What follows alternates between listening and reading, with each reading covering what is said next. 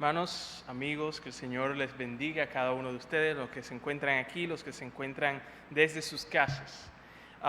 Feliz Día de los Padres oficialmente a todos aquellos de los padres que se encuentran aquí en sus casas y que no he felicitado. Específicamente también felicidades a mi padre masculino, varón favorito, Paulino. Que el Señor bendiga a cada uno de los padres de Iglesia Fundamento Bíblico. Vamos a orar. Señor, gracias te damos por que tenemos, a pesar de la situación difícil en la cual nos encontramos, tenemos el privilegio de seguir siendo alimentados por ti, seguir teniendo comunión con nuestros hermanos a pesar de la distancia. Señor, tú has orquestado todo, incluso la tecnología, para la gloria de tu nombre y el beneficio de tu pueblo, y por eso nosotros nos postramos delante de ti en adoración. Háblanos ahora a través de tu palabra. Te pedimos que los corazones de aquellos que han de escuchar, tú los prepares para recibir tu palabra y para ponerla en práctica. Háblanos, Señor, a todos y transfórmanos por tu Espíritu. En el nombre de Jesús. Amén. En mi sermón anterior, hace 2 semanas, yo comencé una serie de sermones, o una serie de 3 sermones en la cual comenzamos a hablar acerca del uso de los medios de gracia. Y el primero de ellos que nosotros consideramos en el domingo, hace 2 domingos, fue la palabra de Dios. Y consideramos este uso del medio de gracia a partir de Santiago 1. Y vimos allí que la Biblia es como un espejo al cual nosotros debemos mirar atentamente. Y esa es una mirada intencional, es una mirada con atención, es una mirada con interés. Y eso presupone, decía, que nosotros nos hemos expuesto a lo que es la palabra de Dios, sea leyéndola o sea escuchándola. ¿Cómo voy a mirar yo aquello a lo cual no, o aquello que no he puesto primero delante de mí? Pero también nosotros vimos que no solo debemos mirar atentamente, sino que también debemos perseverar al practicar. Y que para aquella persona que lee la palabra de Dios, para aquella persona que medita en la palabra de Dios, para aquella persona que practica la palabra de Dios, Dios promete una bendición, una gran bendición. Y hoy vamos a considerar, con la ayuda de Dios, el segundo de esos medios de gracia, que es la oración. Y yo quiero comenzar primero definiendo qué es la oración. No quiero presuponer que todos sabemos lo que es la oración o que no estamos confundidos con respecto a eso. Por eso, ¿qué es la oración? A partir del pasaje bíblico que vamos a considerar, podemos sacar una definición de la oración como la comunicación de nuestra alma con Dios para reconocer su santidad, para darle gracias, para pedirle que se haga su voluntad y que provea las necesidades físicas y espirituales, tanto nuestras como de los demás. Todo eso podemos sacarlo a partir del texto que vamos a considerar. La oración es la comunicación del alma con Dios por la cual nosotros reconocemos su santidad, le damos gracias, pedimos que se haga su voluntad y que provea las necesidades físicas y espirituales, tanto nuestras como de otras personas. Y esto que vamos a considerar acerca de la oración se encuentra dentro del contexto del Sermón del Monte. El Sermón del Monte es el primero de 5 grandes discursos del Señor Jesucristo y posiblemente el más popular. Se apellida del monte porque fue pronunciado por Jesús cuando él subía a un monte, según Mateo 5.1, y después bajó de según se relata en Mateo 8.1. En Jesús enseñó a sus discípulos, a su audiencia, que estaba compuesta por discípulos y por aquellos que todavía no eran discípulos. Él les enseñó acerca de quiénes son realmente felices en este mundo, acerca de la identidad del discípulo, acerca de lo que la ley requiere realmente y también nosotros vemos en el capítulo 6, los primeros versículos, que Jesús nos enseña qué es lo que no debemos hacer y qué es lo que sí debemos hacer cuando nosotros ayunamos, cuando nosotros damos limosna y cuando nosotros oramos. Y en los versículos 5 al 8 de Mateo capítulo 6, quiero que consideremos algunas verdades sobre la oración. Y esto son algunas verdades preliminares sobre la oración, porque por causa del tiempo no nos vamos a detener mucho tiempo allí. Los versículos 5 al 6. ¿Cuáles son algunas verdades que Jesús nos enseña acerca de la oración en estos versículos? Bueno, si se fijan, Jesús habla de cuando ores. Esa es la palabra que Jesús utiliza. Es decir, que nosotros vemos aquí que Jesús dice eso porque Él sabe que si tú eres cristiano verdadero, tú vas a orar. Como se espera que un recién nacido, un bebé que acaba de nacer respire, así se espera que aquel a quien se le ha dado vida espiritual ore. Esa es la primera de las consideraciones acerca de la oración que nosotros vemos aquí. Otra de las consideraciones acerca de la oración es que cuando tú oras, tú no le oras a los hombres. Y eso es al parecer muy obvio, pero Jesús no quiere que lo pasemos por alto. Cuando tú oras, no es a ti a quien tú oras. Por eso nosotros vemos en esos versículos, dice, cuando tú le ores a tu Padre Celestial, dice Jesús. No es a los hombres a quien tú oras, es a Dios, a tu Padre a quien tú le oras. Y ese Padre, dice Jesús, ve allí en lo secreto, aunque nadie te vea. Es decir, que cuando tú oras, tú no estás tirando la oración a quien pueda interesar. Ni el techo, ni las cuatro paredes, ni las ventanas cerradas, ni las puertas cerradas son un impedimento para que Dios vea, para que Dios escuche y para que Dios le importe lo que tú estás haciendo cuando tú oras. Él te ve, Él lo sabe, Él te escucha. Y esa es la segunda consideración acerca de la oración que nosotros vemos en estos versículos. Pero hay otra, y es que la oración es recompensada. Dice, tu Padre que ve en lo secreto te recompensará. La oración a Dios es recompensada. Y esta no es idea mía. Esta no es idea de los pastores, esta no es idea de John Piper, esta no es idea de ninguno de nosotros, sino que es idea de Dios. Y si tú tienes problema con las recompensas en la Biblia, entonces tú debes ir a donde Dios, porque es idea de Él. Y pregunto, ¿cuál es la recompensa de la oración? Bueno, yo creo que al menos una de ellas, si no es la única, es que la oración sea respondida favorablemente, siempre y cuando sea de acuerdo a la voluntad de Dios. Por eso Jesús dice que aquel que pide se le dará. Y qué bendición, hermano, es eso. Orar no es en vano, aunque a veces tú te sientas como que tú estás orando en vano, pero Jesús dice que no es así. Cuando tú oras, algo sucede. Otra consideración acerca de la oración es que es el medio ordenado por Dios por el cual Él proveerá las necesidades físicas y espirituales de los suyos. Y eso lo sacamos del hecho que Jesús dice, no seas como ellos que creen que por su vana palabrería serán escuchados. Vuestro Padre sabe de qué ustedes tienen necesidad.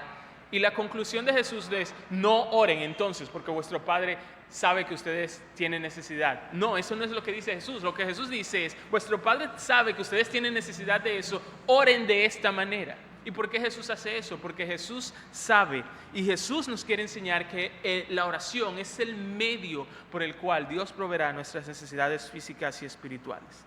Y la última consideración antes de entrar ya a los siguientes versículos que quiero compartir con ustedes es que a orar se aprende. Uno aprende a orar. No es menos cierto que, como dije anteriormente, se espera que aquel cristiano a quien Dios le ha dado vida ore, pero no es menos cierto que la oración se aprende. Y aquí nosotros vemos que Jesús enseña a cómo nosotros debemos orar. Y en los versículos 9 al 13, que es donde quiero concentrar nuestra mayor atención, nosotros encontramos la enseñanza de Jesús de cómo orar. Y voy a leer los versículos 9 al 13, le pido que me acompañen. Dice, vosotros pues oraréis así: Padre nuestro que estás en los cielos, santificado sea tu nombre, venga tu reino, hágase tu voluntad como en el cielo, así también en la tierra. El pan nuestro de cada día, dánoslo hoy, y perdona nuestras deudas como también nosotros perdonamos a nuestros deudores. Y no nos metas en tentación, mas líbranos del mal, porque tuyo es el reino y el poder y la gloria por todos los siglos. Amén. Esta oración es muy popular y es comúnmente conocida como el Padre Nuestro. Y el Padre Nuestro es una oración modelo que contiene ideas o principios que deben estar presentes en todas nuestras oraciones. Jesús nunca tuvo la intención de que el Padre Nuestro fuera una oración que se repitiera una y otra vez al pie de la letra. Y Misael, ¿cómo tú sabes eso? Bueno, sencillo, muy fácil, porque ni Jesús ni sus discípulos repitieron el Padre Nuestro una y otra vez, una y otra vez. Así que cuando nosotros repetimos o cuando alguien repite el Padre Nuestro al pie de la letra sin saber lo que está diciendo o sin sentir lo que está orando, eso se parece mucho a lo que Jesús dice en el versículo 7 cuando dice no usen vanas repeticiones. Así que vuelvo a repetir, el Padre Nuestro es una oración modelo que contiene principios o ideas que deben estar presentes en nuestras oraciones. Y lo primero con lo que nosotros nos encontramos en esta oración es que Jesús nos enseñó a acercarnos a Dios como nuestro Padre. Su equivalente en arameo sería esa palabra que muchos de ustedes conocen, que es Abba.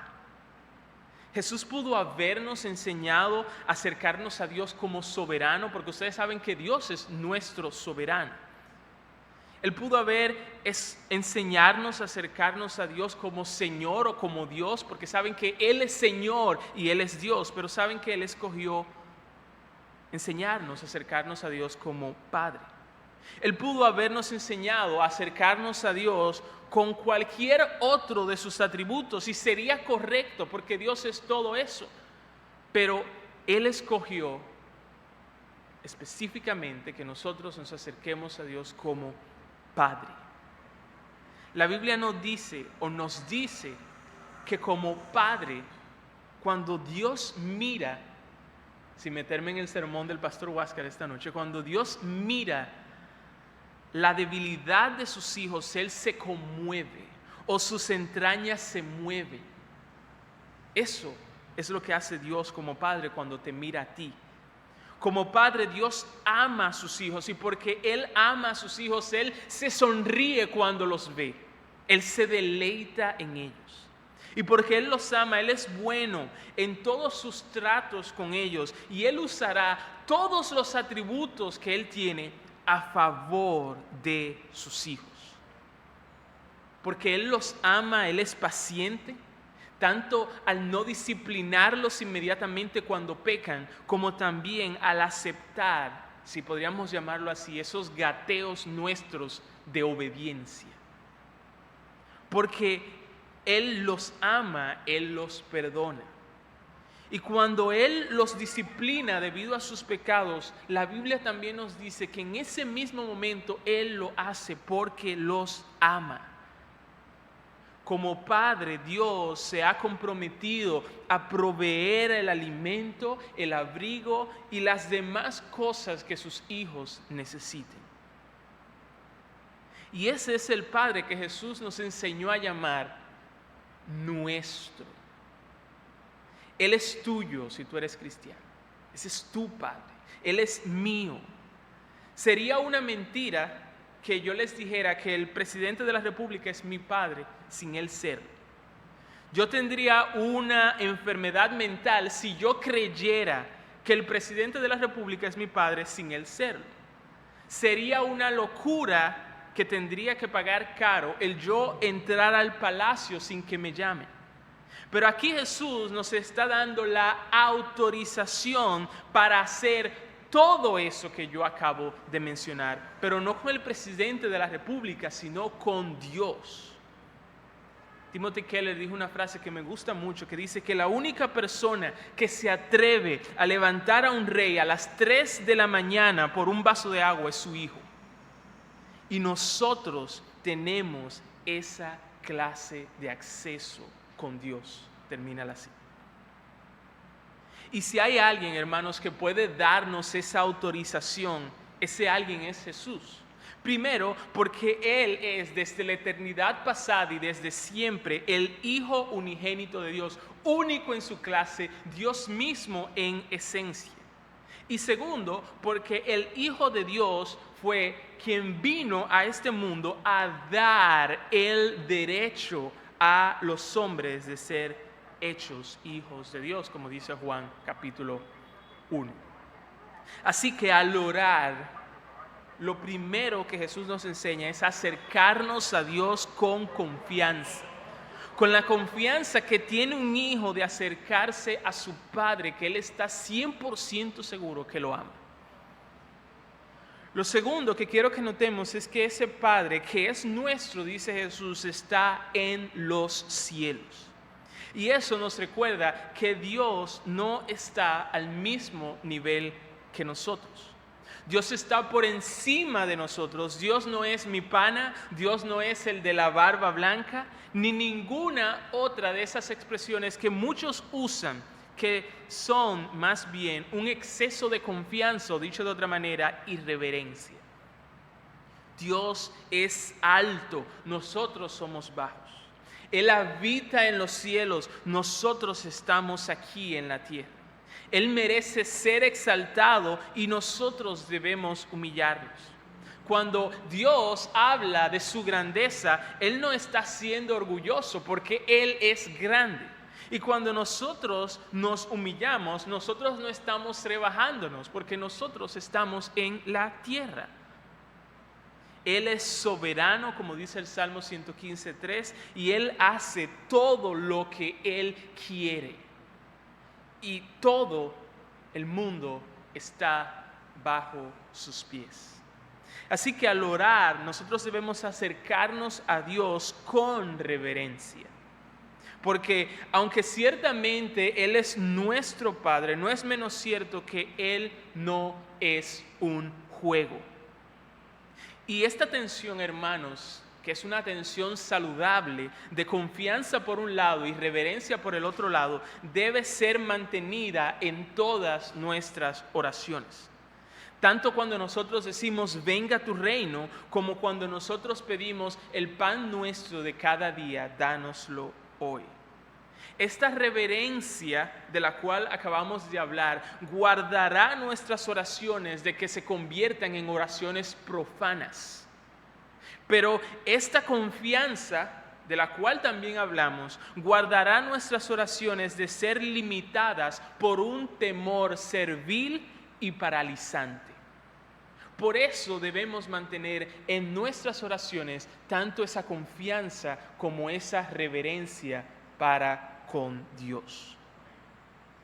Cuando nosotros le pedimos a Dios lo siguiente que Jesús nos enseña, santificado sea tu nombre, estamos pidiendo que Él mismo, ya que su nombre representa todo lo que Él es, que Él mismo sea santo. ¿Y qué significa santo? Significa especial, es algo que está más allá de lo normal. Significa separado de todo lo demás. Pero a diferencia de nosotros los hombres que tenemos que ser hechos santos, Dios no tiene que ser hecho santo porque Él ya lo es. Y Él no es solamente santo, sino que Él es, como dice Isaías 6, santo, santo, santo. Él es santo a un nivel superlativo, Él es santísimo. Y Él no solamente es santo en su pureza moral, sino que también Él es santo en todos sus demás atributos, incluso en esos atributos que los teólogos llaman atributos comunicables, es decir, porque nosotros lo compartimos con Dios. Por ejemplo, nosotros somos sabios, pero Dios, debido a su santidad, aunque nosotros compartimos ese atributo con Dios, Dios es más sabio. Él está más allá de la sabiduría humana. En Isaías 29:23 nosotros encontramos una tensión similar a la que nosotros encontramos cuando dice santificado sea tu nombre. En Isaías 29:23 se lee lo siguiente: porque verá a sus hijos, obra de mis manos en medio de ellos, que santificarán mi nombre y santificarán al Santo de Jacob y temerán al Dios de Israel. Y Ezequiel 38:23 nos ayuda a entender lo que significa que el nombre de Dios sea santificado. Dice así: y seré engrandecido y santificado y seré conocido, esa es la palabra clave, seré conocido ante los ojos de muchas naciones y sabrán que yo soy Jehová. Cuando nosotros le pedimos a Dios que su nombre sea santificado, nosotros estamos deseando que Dios muestre ante nuestros ojos y ante los ojos de otras personas qué tan santo o cuán santo Él es. Cuando el nombre de Dios es santificado, Él demuestra cuán grande Él es ante los ojos de aquellos que creen que Él es pequeño. Cuando el nombre de Dios es santificado, Él muestra cuán glorioso Él es ante aquellos que creen que Él es como uno de nosotros. Cuando el nombre de Dios es santificado, Él demuestra que Él es el único Dios verdadero ante aquellos que creen que Él es un Dios más entre muchos. Donde quiera que haya alguien reconociendo que el Dios de la Biblia es el Dios verdadero, allí el nombre de Dios está siendo santificado. Donde quiera que haya alguien arrepintiéndose de sus pecados, fruto de ese conocimiento de Dios, sirviendo a Dios, reconociendo su pecado, recibiendo la misericordia de Dios, allí el nombre de Dios está siendo santificado. Así que esta primera oración, o esta primera línea de lo que debemos orar, nos recuerda, o Jesús nos enseña a través de esta, que al orar nosotros debemos pedir y desear que Dios sea visto y tratado de acuerdo a su grandeza. Lo siguiente que Jesús nos enseñó a orar fue: venga tu reino. Y un reino es esa esfera en el cual el rey tiene dominio. Y el rey de este reino, según nos dice la Biblia, es Dios y su Hijo Cristo. La Biblia nos habla del reino de Dios en un sentido presente. Es decir, es la presencia y es el señorío poderoso de la persona del rey mismo, es decir, Jesús, reinando en las mentes y los corazones de aquellos que son de Él. Ese es el reino de Dios en el sentido presente. Colosenses 1, 13 y 14 dice: el cual nos ha librado de la potestad de las tinieblas y nos ha trasladado al reino de su amado Hijo, en quien tenemos redención por su sangre, el perdón de pecados. En este sentido presente, el reino de Dios es conocido y es visto donde quiera que Cristo es reconocido, donde sus súbditos son salvados, donde sus enemigos son vencidos y donde sus mandamientos son obedecidos, como dice un autor. Pero la Biblia no solamente nos habla de este reino en un sentido presente, sino que también nos habla del reino de Dios en un sentido futuro, en el cual todavía no ha llegado. Y esto pasará cuando el rey venga por segunda vez. Y cuando eso pase, la Biblia nos dice que Él va a recompensar en su gracia a sus siervos. Él los va a glorificar. Él va a acabar con Satanás. Él va a acabar con todo pecado. Y Él va a acabar con la muerte misma. Y va a reinar en los cielos nuevos y tierra nueva con aquellos que son suyos. Lucas 17:24 dice: porque como el relámpago que al fulgurar resplandece desde un extremo del cielo hasta el otro, así también será el Hijo del Hombre en su día.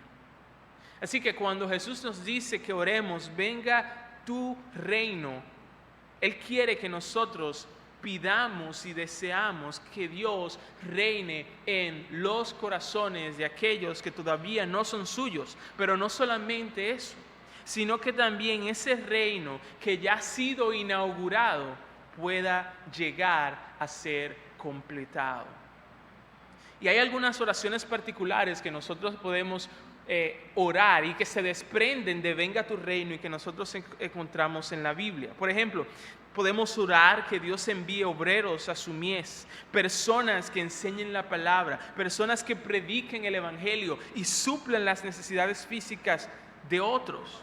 Mateo 9, 37 y 38. Entonces dijo a sus discípulos: la mies es mucha, pero los obreros son pocos. Por tanto, rogad al Señor de la mies que envíe obreros a su mies. Esa es una oración que se desprende de venga tu reino. Otra es orar a favor de los cristianos perseguidos a causa del nombre de Jesús. Hebreos 13:3 dice: acordaos de los presos como si estuvierais presos con ellos, y de los maltratados, puesto que también vosotros estáis en el cuerpo. Otra oración es para que la palabra de Dios que es predicada por esos misioneros sea glorificada y dé fruto en los corazones de aquellos que la escuchan. Finalmente, hermanos, orad por nosotros para que la palabra del Señor se extienda rápidamente y sea glorificada, así como sucedió también con vosotros. Segunda de Tesalonicenses 3:1.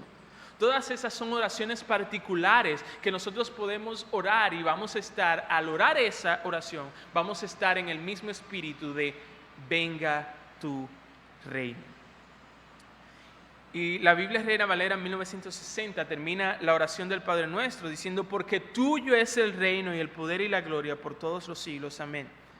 Aunque algunos manuscritos contienen esa afirmación, algunos eruditos piensan que esta no es parte de la oración y que probablemente haya venido de 1 Corintios 29:11. Pero sea que haya venido de allí o no, esta última parte no tiene nada que vaya en contra del resto de las Escrituras. Muy unida a la petición anterior de venga tu reino está: hágase tu voluntad, como en el cielo, así también en la tierra. Y el hecho de que se pida esto es una indicación de que la voluntad de Dios, o para ser más específicos, la voluntad de Dios revelada en su palabra, no es hecha en la tierra como se hace en el cielo. ¿Cómo es la voluntad de Dios en los cielos? El Salmo 103, 20 y 21 responde a esa pregunta. Dice: bendecid a Jehová vosotros sus ángeles, poderosos en fortaleza, que ejecutáis su palabra, obedeciendo a la voz de su precepto. Bendecid a Jehová vosotros, todos sus ejércitos, ministros suyos, que hacéis su voluntad. La voluntad de Dios en los cielos es hecha, es obedecida. Pero, ¿qué es lo que nosotros vemos en la tierra? Lo que nosotros vemos en la tierra es que Dios dice: no cometerás adulterio, y los hombres cometen adulterio. Dios dice: no matarás, y ellos matan. Nos encontramos a personas en la tierra llevándole la contraria a Dios. Si Dios dice sí, ellos dicen no. Si Dios dice no, ellos dicen sí. Dios les dice a todos que se arrepientan, y los hombres, ustedes saben lo que dicen: espérate. ¡Qué gran atrevimiento! El Dios que les dice a los ángeles: ve allí, y los ángeles van allí. El Dios que le dice al sol: levántate por aquí, y el sol se levanta por aquí. El Dios que le dice a la lluvia: cae por aquí, y la lluvia cae por aquí. Le dice a los hombres: haz esto, y los hombres dicen: espérate. O dicen no. Qué gran atrevimiento. Hágase tu voluntad en la tierra tal como se hace en el cielo, no significa que todos hagan tu voluntad, Dios, excepto yo. Significa que todos los hombres, incluyéndome, hagan la voluntad. Significa que también que yo voy a decir que no se haga mi voluntad sino la tuya. Y aquí uno puede preguntarse, ¿quiere decir eso entonces que no hay lugar en la oración para expresar lo que nosotros queremos pedir? La respuesta es sí, hay lugar en la oración para expresar lo que nosotros queremos pedir, como veremos más adelante. Pero, en palabras de Paul David Tripp, es que tus deseos deben sostenerse no con el puño cerrado, sino con la mano abierta. Todo deseo humano debe someterse en sumisión a un propósito mayor, los deseos de Dios para su reino, termina la cita. O como nos enseñó el mismo Señor Jesús, que cada deseo hecho oración incluya un sincero deseo de que no se haga mi voluntad, sino la tuya. Así que al orar, nosotros debemos pedir que la voluntad de Dios sea hecha en y por los hombres y estar dispuestos a que esa voluntad sea hecha en y por nosotros también. Y cuando nosotros pedimos eso, nosotros, recuerden lo que dije al principio, que esa tensión de nuestro Padre al cual podemos acercarnos con confianza y esa reverencia deben estar presentes en todas nuestras oraciones. Cuando nosotros pedimos que se haga su voluntad, nosotros debemos recordar no solo que Dios es el soberano, que se haga como dice el jefe, no solamente eso, sino que también debemos recordar que ese jefe, ese soberano es mi Padre. Y ese pensamiento de que Dios es mi Padre, que Dios es nuestro Padre y que como nuestro Padre Él nos ama, debería darnos paz y gozo al pedir que se haga su voluntad. Porque Él tiene nuestro mayor beneficio en su mente y Él sabe lo que es mejor para nosotros. Cuando Él no nos da algo que nosotros deseamos y hemos pedido, nosotros podemos tener la seguridad de que eso que Él no nos dio es porque no era lo mejor para nosotros. Nuestro Padre Celestial es infinito en conocimiento, amor y poder. Es, por lo tanto, dice alguien, una necedad resistir su voluntad y es sabio discernirla, desearla y hacerla. Y yo quiero que nos detengamos aquí por un momento y notemos cómo la primera parte del Padre Nuestro es acerca de Dios, su nombre, su reino y su voluntad. Y la segunda parte del Padre Nuestro es acerca de nosotros en el sentido de nuestras necesidades físicas, nuestras necesidades espirituales y nuestra necesidad de perdón y liberación. Y hermanos, Jesús fue intencional incluso en ese orden. Nosotros pecamos cuando nuestro deseo es glorificado sea mi nombre, o que las personas me alaben a mí. Nosotros pecamos cuando nosotros decimos venga mi reino o que mi agenda o mis planes sean los que prosperen. Nosotros pecamos cuando nosotros decimos hágase mi voluntad. No tenemos, dice Juan Calvino, ningún derecho de pedirle a Dios algo que deshonrará su nombre, retrasará su reino o será un obstáculo a su voluntad en la tierra. Pero también nosotros pecamos cuando buscamos cosas lícitas, aprobadas por Dios o necesarias y las buscamos como si fueran primero, en vez de poner a Dios primero. Cuando tenemos algo lícito y buscamos eso como primero y nos olvidamos de Dios, le damos a Dios la sobra, lo dejamos de último, también estamos pecando. Por lo tanto, hermanos, les invito a que corramos con arrepentimiento y fe a la cruz de Jesucristo, para que allí nosotros encontremos el perdón de nuestros pecados y la gracia para nosotros ser obedientes al llamado que Jesús nos hace aquí a través del Padre Nuestro. La segunda parte de el Padre Nuestro, como dije anteriormente, trata acerca de nosotros, comienza con el pan nuestro de cada día, dánoslo hoy. El pan era el componente básico de la dieta en los tiempos bíblicos. Fue lo que Abraham le brindó a los 3 ángeles, fue lo que Gedeón pidió para sus tropas, fue lo que la viuda de Sarepta le dio a Elías, fue la ración de alimento que Jeremías tenía en la prisión y fue lo primero con lo que Satanás tentó a Jesús cuando estaba en el desierto. Aquí Jesús nos enseñó a pedir por nuestro alimento físico, pero también por cualquier otra necesidad que nosotros tengamos. Hay un lugar en la oración para nuestro alimento físico y nuestras necesidades reales. Y he dicho necesidad, no he dicho deseo. Porque algunas personas creen que necesitan una mansión, unas personas creen que necesitan un Ferrari, unas personas creen que necesitan el último iPhone, unas personas creen que necesitan un vestido Dior, unas personas creen que necesitan beber vino todos los días y comer camarones. Pero Jesús nos está hablando aquí de necesidades reales, no esa clase de deseos de la cual nosotros acabé de mencionar.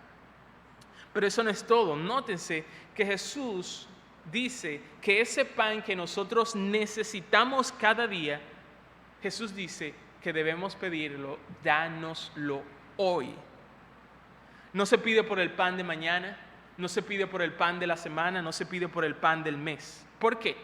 Porque Jesús también quiere que nosotros dependamos de Dios. O déjenme cambiar eso. Jesús no quiere que nosotros dependamos de Dios. Jesús quiere que nosotros reconozcamos que dependemos de Dios.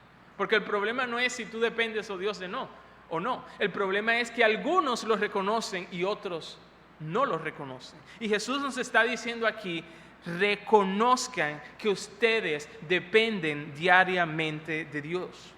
Como Dios hizo con el pueblo de Israel cuando mandaba el maná para que ellos recogieran lo que iban a comer cada día y no más, con excepción del 6º día que ellos recogían el doble.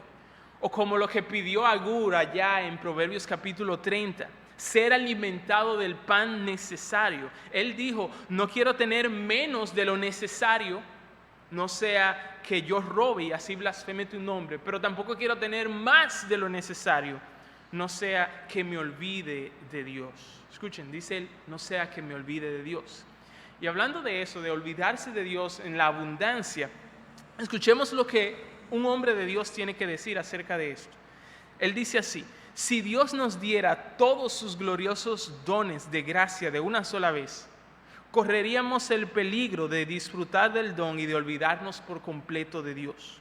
Como un padre que ha puesto a nombre de un hijo un gran depósito en el banco y el hijo puede solamente retirar cada vez una cantidad con un cheque, cada vez que necesita más tiene que sacar otro cheque. Y eso así es como Dios actúa con nosotros. No nos lo ha dado todo de una vez. Nos lo da por partes. Y eso es la oración, dice este autor, presentar nuestro cheque delante de Dios, termina la cita. Y detrás de esta realidad nosotros encontramos una asombrosa verdad. Y esa asombrosa verdad que se esconde detrás de esta realidad es que el Padre Celestial, nuestro Padre Celestial, quien dirige todo el universo, nunca está demasiado ocupado como para prestar atención a sus hijos. Al contrario, Él se deleita en pasar tiempo con ellos. Y yo te pregunto, ¿y tú tienes tiempo para orar a ese Padre Celestial que siempre tiene tiempo para escuchar de sus hijos? Permítame resaltar que cuando Jesús nos manda a pedir estas cosas, no es para tenernos en la lista de espera para siempre y nunca respondernos, no. Él quiere que nosotros pidamos con confianza de que Dios va a proveer. ¿Y cómo nosotros sabemos esto? Bueno, porque unos versículos más adelante Jesús dice, mas buscad primeramente el reino de Dios y su justicia, y todas estas cosas os serán añadidas. Y en el capítulo siguiente, pero dentro del mismo sermón del monte, nosotros escuchamos a Jesús decir, porque todo aquel que pide recibe, y el que busca halla, y el que llama se le abrirá. Así que cuando Jesús nos llama a pedir el pan nuestro de cada día, dánoslo hoy, Él está esperando que nosotros tengamos la confianza de que Él va a suplir nuestras necesidades. Es una oración con confianza. Y el hecho de que tú no tengas justo ahora algo que tú vas a necesitar en el futuro, no debe ser una razón para tú alarmarte, no debe ser una razón para tú afanarte, no debe ser un motivo para tú estar en ansiedad. ¿Por qué? Porque como hemos visto, Dios ha escogido generalmente proveer para lo que nosotros necesitamos ahora y no mañana. Cada día trae su propio afán, como dice el mismo Jesús. Pero también cada día Dios renueva sus misericordias para con nosotros, como dice Lamentaciones. Así que hermanos, al orar, reconoce tu dependencia de Dios y pide que Él provea tus necesidades. Y esta oración continúa de la manera siguiente: y perdónanos nuestras deudas. Las palabras que se utilizan aquí en el lenguaje original dan la idea de absolver, librar a alguien que merece ir a la cárcel, pero dejarlo ir libre. Y deuda aquí es sinónimo a pecado. Nosotros sabemos eso porque Lucas 11:4, un pasaje paralelo, dice, y perdónanos nuestros pecados, como también nosotros perdonamos a los que nos deben. Esa deuda, ese pecado es tan grande que el hombre, el varón y hembra no pueden pagarlo solos. Y debido a esta deuda hay una separación muy grande entre el hombre y Dios. Y Dios está enojado contra el hombre. Y el hombre se dirige a sufrir eternamente en el infierno debido a esta deuda. ¿Y cuál es la única esperanza nuestra? La única esperanza nuestra se encuentra en el perdón de Dios. Ahora, nótese que este versículo está conectado con lo anterior. El pan nuestro de cada día, dánoslo hoy y perdónanos nuestras deudas. Tal como nosotros necesitamos el pan diariamente, también nosotros necesitamos el perdón de Dios diariamente. Somos dependientes de Dios tanto para nuestro alimento físico como para el perdón de nuestros pecados. Y yo no sé si tú estás comprendiendo esto, pero esto es una realidad muy triste. No que dependamos de Dios, sino que esta es la muy triste realidad, y es que pecamos todos los días. Con nuestros pensamientos y sentimientos y acciones. Pecamos todos los días. Contra ese Padre de los cielos que nos ama tanto, nos rebelamos. A ese Rey tan majestuoso y glorioso es a quien nosotros traicionamos. Y no lo hacemos pocas veces, lo hacemos una y otra y otra y otra vez, día tras día. Pero hay una buena noticia, hermanos, y es que, de hecho, esto es una estupenda noticia, y es que el hecho de que Jesús nos haya enseñado a pedir por el perdón de nuestros pecados. ¿Por qué ustedes creen que Jesús nos enseñó a pedir eso? Porque en primer lugar a Dios no le toma por sorpresa nuestro pecado. Cuando tú pecas, la Biblia nos dice que ciertamente Dios se entristece, pero Él lo que no hace cuando tú pecas es decir, wow, cuando yo te salvé, yo pensé que tú no pecarías tanto, me arrepiento de eso. No. Segundo, el hecho de que Jesús haya enseñado a pedir de esta manera el perdón es porque Dios está más que listo para perdonar nuestros pecados diarios. Eso no significa que nosotros estamos siendo justificados diariamente, pero sí que aquellos que han sido justificados por Dios necesitan el perdón diario de su Padre Celestial, como nos enseñó Jesús en Juan 13:10. Jesús no nos manda a pedir perdón para que después Dios nos diga, no te voy a perdonar.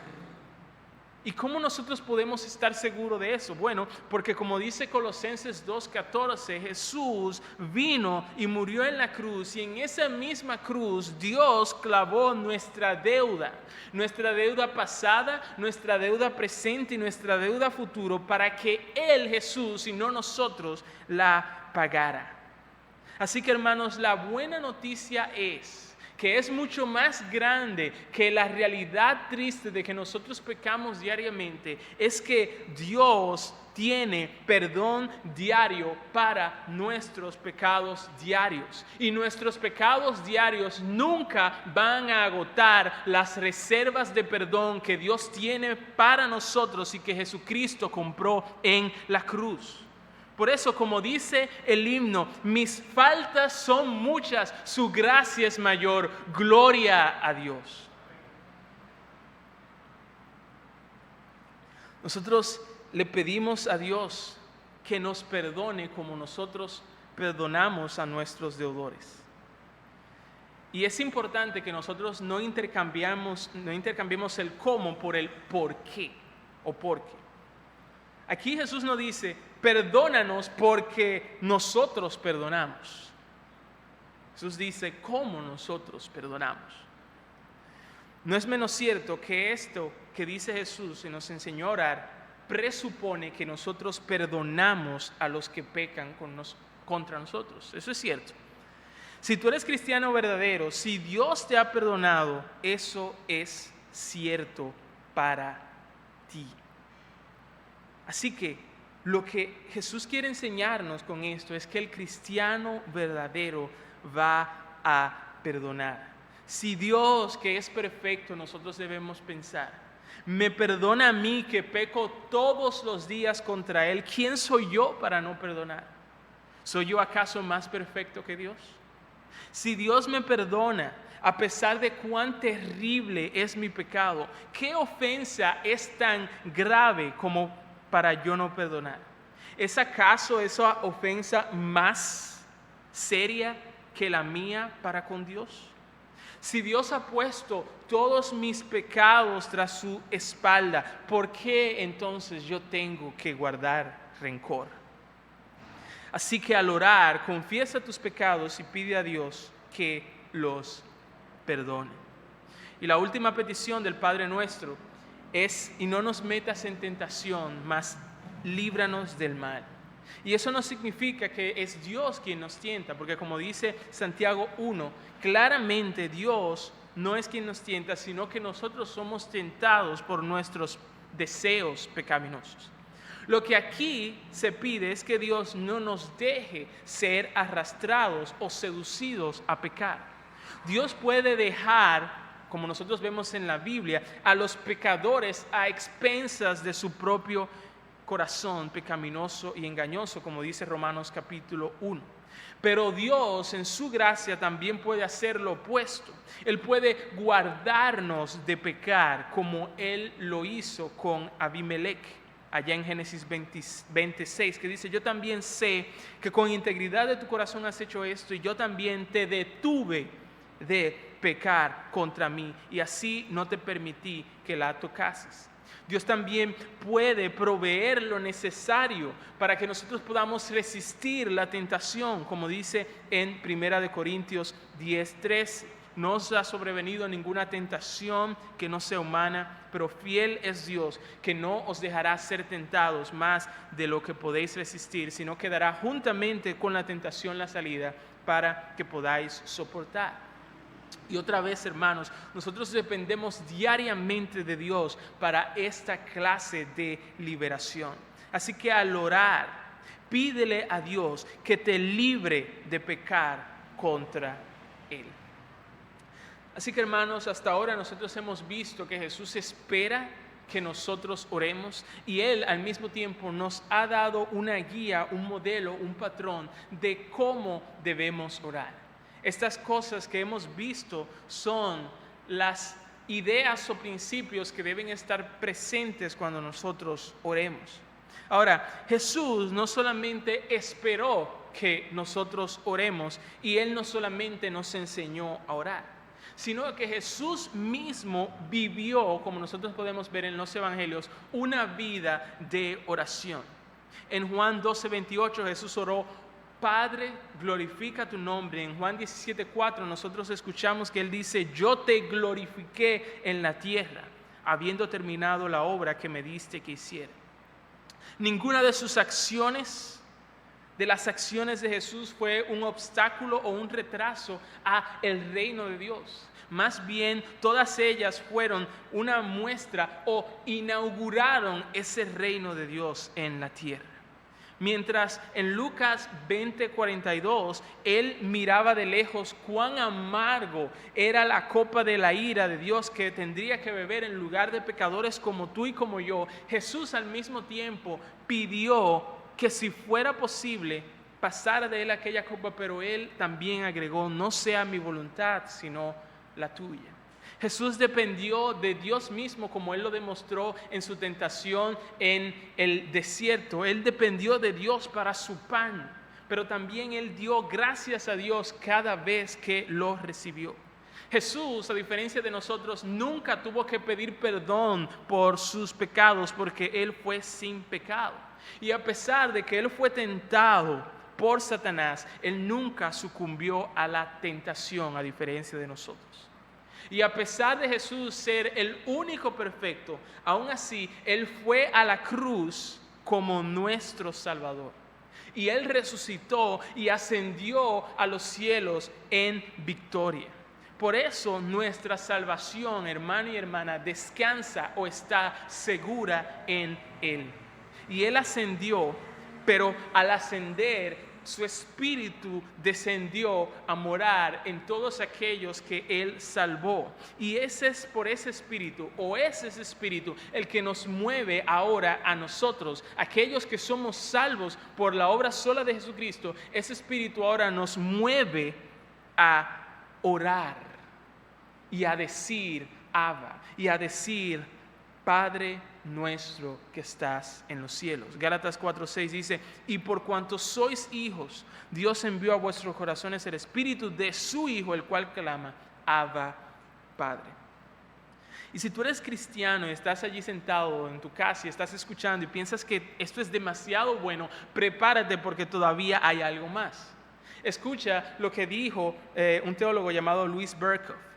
Cristo está orando justo ahora por nosotros, y siempre lo hace, aun cuando nosotros somos negligentes en nuestra vida de oración. Este es, según dice Berkhoff, un pensamiento consolador, que Cristo, nuestro Salvador, aún sigue orando por nosotros, aun cuando nosotros somos negligentes en nuestra vida de oración. Si tú que me escuchas todavía no eres cristiano, yo voy a ser tan claro como el agua ahora al hablarte y decirte que tú no eres hijo de Dios. Y yo sé que tú has escuchado en la calle, tal vez tus padres, tus amigos te lo han dicho mucho, que todos somos hijos de Dios, pero eso no es cierto. Y no lo digo yo, sino que lo dice la Biblia en Juan capítulo 1. Allí dice que lo que tú eres criatura de Dios porque Él te creó, pero no hijo de Dios. Pero la buena noticia, amigo, es que como tú has estado escuchando, el Hijo de Dios, Jesucristo, vino a este mundo para convertirnos a nosotros en hijos de Dios. Y si tú te arrepientes sinceramente de todos tus pecados, y si tú confías en Él y le pides a Dios que te acepte por la obra de Jesucristo, algo que ahora mismo nosotros te estamos invitando a hacer, si tú haces eso, tú puedes tener la seguridad de que Dios te va a adoptar como hijo y tú podrás acercarte a Él junto con nosotros como nuestro Padre. Perdona todos mis pecados, recíbeme como uno de tus hijos en el nombre de Jesús. Esa es la oración más urgente, esa es la oración más importante y esa es la oración que tú puedes tener el 100% de seguridad que Dios te va a contestar, amigo, si tú la haces hoy. Te invitamos a hacerlo. Vamos a orar. Señor, gracias por Jesucristo, quien es tu Hijo desde la eternidad y hasta la eternidad. Y Él vino a este mundo para hacernos a nosotros hijos tuyos. Y Él ascendió, pero no nos dejó huérfanos, sino que envió a tu Espíritu. Y por ese Espíritu ahora nosotros podemos acercarnos a ti como nuestro Padre en confianza y reverencia. Perdona, Señor, cada vez que nosotros hemos despreciado el gran privilegio que tú nos has dado de la oración. Y ayúdanos, Señor, a demostrar que hay vida en nosotros porque nosotros oramos. Y que el contenido de nuestra oración o que nuestras oraciones sea informada, transformada por lo que Jesús, nuestro Salvador, nos enseñó aquí en el Padre Nuestro. Ayúdanos, Señor, ayuda a tu iglesia, que nosotros seamos caracterizados por el uso de este medio de gracia que es un privilegio, la oración. En el nombre de Jesús te pedimos estas cosas. Amén.